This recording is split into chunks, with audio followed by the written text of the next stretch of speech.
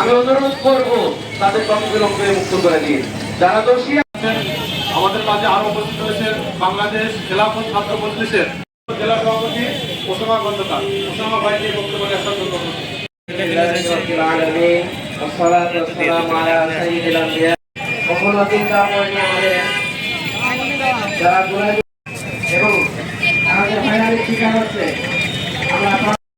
অনুরোধ অংশগ্রহণ করেছেন ইসলামী বাংলাদেশ যুব ছাত্র প্রকাশ করে প্রকৃত যারা দোষী তাদেরকে গ্রেপ্তার হত্যা হতে না হয়।